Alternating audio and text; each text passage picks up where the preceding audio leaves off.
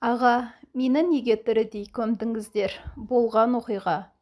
Құрметті оқырман, каналыма тіркеліп, әңгімемді толық тыңдап, ұнаған болса лайк басып, комментарийде өз ойларыңызбен бөлісіңіздер. Осыдан біраз жыл бұрын кішкентай қалашықта қайғылы жағдай болды.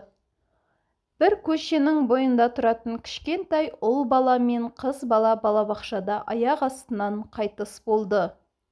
Оларға не болғанын ешкім білмейді. Тәрбиеші әдеттегідей балаларды түсте ұйықтатады, бірақ ұл мен қыз ұйқыдан оянбай қалады. Бірден балабақшаға жедел жәрдем шақырылды. Дәрігер келе сала балаларды қарап шықты да, олардың қайтыс болғанын айтты. Балабақшаның меңгерушісі де, тәрбиешілер де қорыққандарынан не істерлерін білмей абыр-сабыр. Балалардың ата-аналарына қайғылы хабар жеткізілді. Олар балаларының енді жоқ екеніне сенгісі келмей, қатты қиналды. Бүкіл қала болып, балалардың ата-аналарына қолдау білдірісіп жатты. Сонымен ата-аналары балаларын әркім өз үйлеріне алып кетті. Олардың денесін жуып, жер қойнына тапсыруға дайындалды. Ертеңіне таңертең жерлеу рәсімі белгіленді. Тура жерлеу рәсіміне әзірленіп жатқан кезде қайтыс болған қыздың үйіне кешегі дәрігер екі өкпесін қолына алып жүгіріп келді. Ол қыздың ата-анасы менен туған-туыстарына баланы көрсетулерін, ең болмаса баланың қолын ұстауына рұқсат берулерін өтінді. Ол дәрігерлік қателік кетіп, қыздың шын мәнінде әлі тірі болуы мүмкін екенін айтты.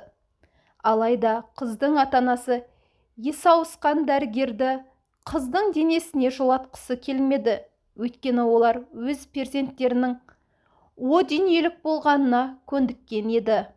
Дәрігер олардың аяқтарына жығылып, қыздың алақанына болмашы ғана тілік жасап көретінін айтты. Бірақ арулап жерлеуге жуындырып қойған қызының денесі қандай да бір тыртық түсіруге рұқсат бермеді әкесі.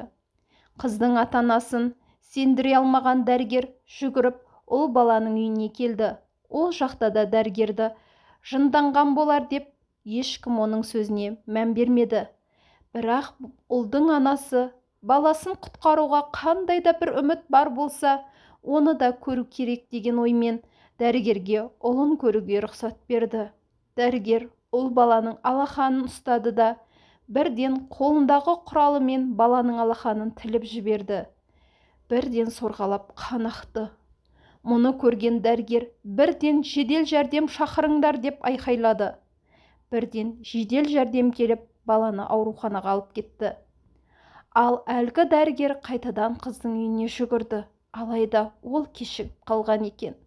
Қыз баланы жерлеп қойыпты. Қыздың ата-анасы зиратты қазуға үзілді-кесілді қарсы болды. Қызды жерлеп, үйлеріне қайтқан жұрт ұл баланың ауласында жедел жәрдем көлігі тоқтап тұрғанын, одан балаларын көтеріп, қуанышты жүздері бал-бұл жайнап түсіп келе жатқан ата-ананы көрді.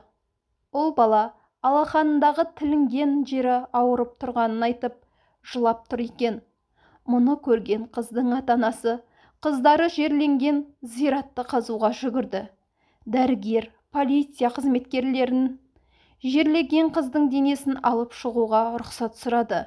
Тиісті органдар зиратты қазуға рұқсат берем дегенше біраз уақыт өтіп кетті. Сонымен қала тұрғындары қыз баланы құтқару үшін тездетіп зиратты қаза бастады. Олар қыздың денесін көргенде қатты таң қалды. Байғұс қыз әбден көмілгеннен кейін есін жиып, өмір үшін күрескен екен. Үстіндегі ақ мата әбден жыртылған, аузы ашылып, құмға толып қалған. Сонымен қыз қайтыс болыпты.